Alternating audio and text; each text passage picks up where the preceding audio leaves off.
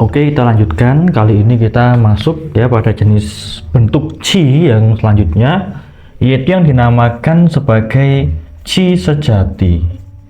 Nah, qi sejati atau istilah lainnya adalah zhen qi. Tulisannya zhen qi. Nah, qi sejati ini adalah tahap terakhir.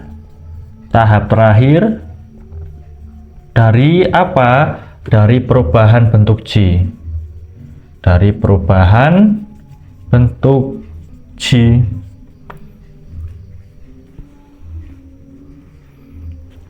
Asal dari qi sejati itu adalah dari qi pengumpul.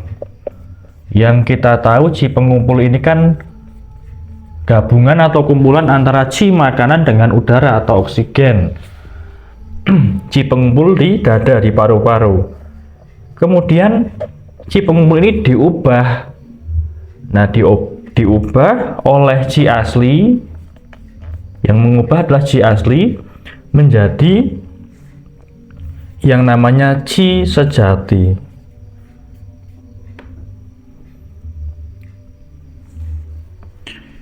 Nah, seperti itu. Asalnya juga dari paru-paru. Ini yang perlu diingat-ingat ya, asal dari organ paru-paru, organ LU.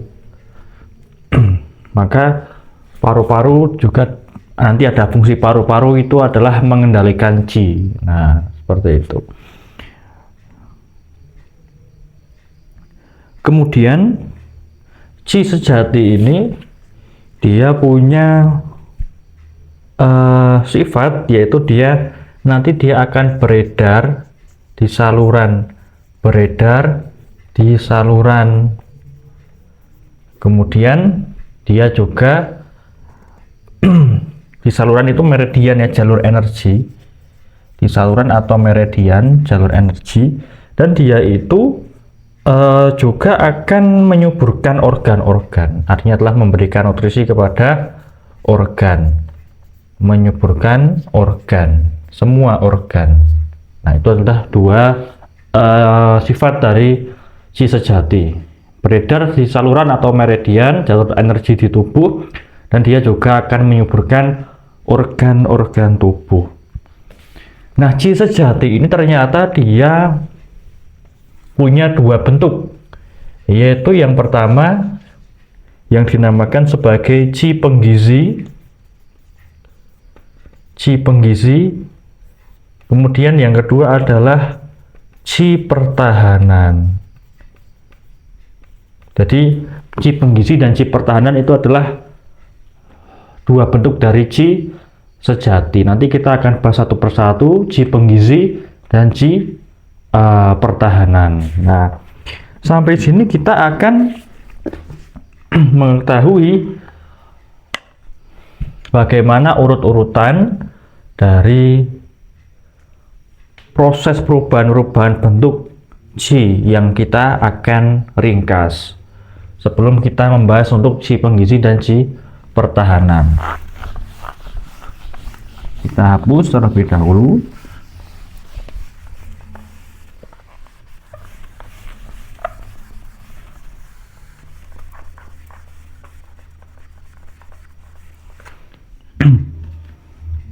Nah, kita akan membahas terkait bagaimana tahap perubahan, ini kita batasi, perubahan bentuk qi. Kita tahu bahwa dari makanan dan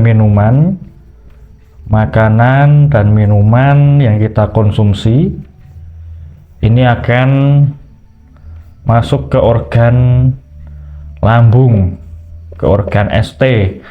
Nanti di ST ya, di lambung akan dimatangkan dan dibusukkan, dimasak, kemudian nanti akan dikirim akan diproses lebih lanjut oleh organ SP, yaitu oleh limpa, diubah, diperhalus lagi menjadi bentuk qi atau energi, dan akan diangkut oleh SP atau oleh limpa, diangkut ke atas kemana? Ke organ paru-paru LU. Oleh paru-paru akan dicampur dengan udara, akan dicampur dengan udara menjadi yang namanya Qi pengumpul. Qi pengumpul. Nah, dari situ kemudian Qi pengumpul akan diubah menjadi Qi sejati. Menjadi Qi sejati. Siapa yang mengubah? Yaitu Qi asli, dia yang akan mengubah. Qi asli yang akan mengubah. Qi asli yang asalnya atau pusatnya itu adalah di Mingmen, di antara dua ginjal. Nanti akan diubah menjadi Qi sejati. Ini tahap terakhir ya, sudah berakhir sampai di sini. Dimulai dari makanan, diproses limpa lambung, diangkut ke paru-paru, dicampur udara jadi Qi pengumpul. Setelah jadi Qi pengumpul akan diubah menjadi Qi sejati oleh Qi asli. Nah, Qi sejati punya dua bentuk, yaitu Qi penggizi dan Qi pertahanan. Seperti itu. Kita ulangi lagi supaya lebih jelas. Jadi kita mengkonsumsi makanan dan minuman masuk ke dalam tubuh ya, kita kunyah dulu, kita proses di mulut. Di mulut juga dikunyah, diperhalus, dicampur dengan air liur, kemudian nanti turun masuk ke kerongkongan, kemudian sampai ke ST, ke organ lambung.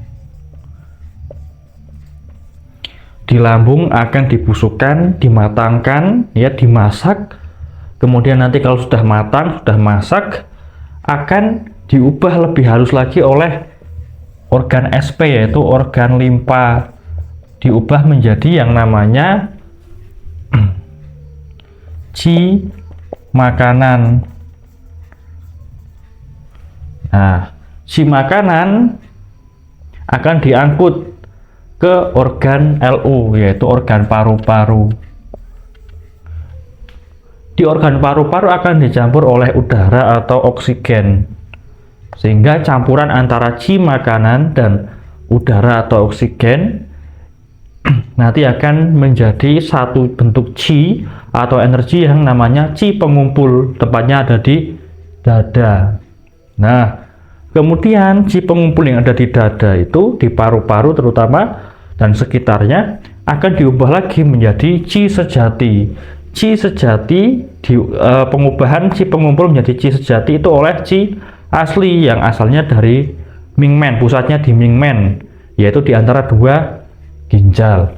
Nah, Qi sejati nanti punya dua bentuk, yaitu Qi penggizi dan Qi pertahanan. Yang dua fungsinya ini berbeda. Seperti itu. Nah, ini harus dipahami. Kita hapus dan kita akan perjelas lagi, karena ini harus benar-benar dipahami. Supaya apa? Supaya kita benar-benar paham berbagai macam bentuk Qi dan bagaimana proses pengubahannya. Ini harus dipahami oleh praktisi TCM. Kita gambar makanan dan minuman, kita makan, masuk ke mulut, kita kunyah, kita campur air liur, kemudian masuk ke kerongkongan, masuk lagi sampai ke organ yang namanya lambung, yaitu ST, kita tulis lambung. Di lambung akan dimatangkan, dibusukkan sehingga menjadi matang, menjadi membusuk. Kemudian akan diproses oleh organ limpa, diubah oleh organ limpa menjadi yang namanya adalah Qi makanan. Diangkut oleh limpa Qi makanan ini ke atas, ke organ paru-paru. Nah, Qi makanan di paru-paru akan dicampur dengan udara atau oksigen. Kemudian campuran antara Qi makanan dan udara atau oksigen di dalam paru-paru akan membentuk yang namanya Qi pengumpul. Qi pengumpul. Qi pengumpul diubah oleh Qi asli yang asalnya dari Mingmen antara dua ginjal menjadi yang namanya Qi sejati. Ini yang terakhir. Qi sejati adalah bentuk terakhir. Qi sejati punya dua bentuk Qi, yaitu Qi penggizi dan Qi pertahanan.